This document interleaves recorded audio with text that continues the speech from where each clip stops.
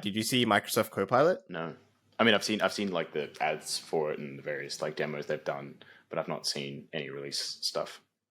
Okay, so I guess that like the quick summary is that they launched a new Surface that has the new Qualcomm Snapdragon X Elite chip. And for the first time in a while, maybe ever, Surface has pulled ahead of Mac in the benchmarks, which is pretty cool. Wow. Okay. Pity about the operating system. Yeah. And the Copilot Plus PCs are equipped with a NPU, a neural processing unit, which is like it has the CPU, GPU, and then it has a separate chip to process AI tasks, which is interesting. And the features were cool too. So they had like AI embedded into Microsoft Paint. So you just like draw a little stick figure and then press the AI and it like turns it into stuff. And it's always running in the background. So you can like ask it questions while you're playing Minecraft and things like that. Plus it has offline mode because it has the processing unit on the actual laptop itself. The one feature that got a lot of, like, it was very controversial was that this feature called Recall. And it remembers everything you did on the computer. Actually, I did see some commentary on that. Yeah. So you can delete it. And then there's like YouTube comments that are like, I noticed that there's 4 hours missing from Microsoft Recall. Like, what were you doing during that time? Like, and it's just interesting.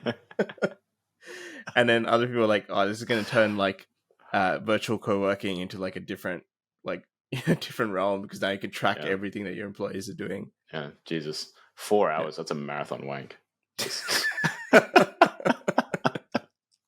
Literally, I think 4 hours would be my marathon time.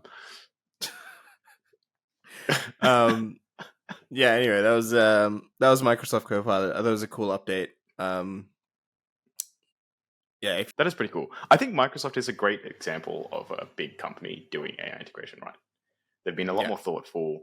It's been clearer when they're playing around and experimenting. They obviously did some insanely good maneuvers around OpenAI, and it's been really interesting seeing how like a very pro engineer company like Google that had everything going for it has kind of become shit in the eyes of many developers, and Microsoft is kind of turning it around and going the other way. Like no serious developer would ever develop on a PC unless they were making games.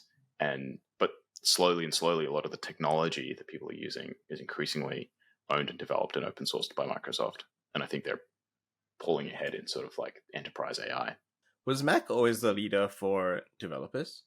It's hard. I mean, I haven't looked at the stats, and it depends on how you want to think about the market. But I usually see developers using Macs. That's the standard. Even 10, 15 years ago, was that? Maybe not 10, 15 years ago. Maybe 10 years ago. Yeah, actually. Because like very early in computing, it was like PC was like the one that you would use because it was like more, like almost more open source, and you could like build your own parts and like you could program a little bit more freely, right? Yeah, I mean that community's moved into the Linux world, so there's still a lot of. I mean, it's either between Linux and Mac still. Right. It really depends on what kind of developer you are. The more producty you are, the more Mac centric you lean. The more like back end infrastructure you go, the more Linuxy you lean. You'd never see a back end developer working on PC unless they had some really stupid reason to be doing it. Okay, cool.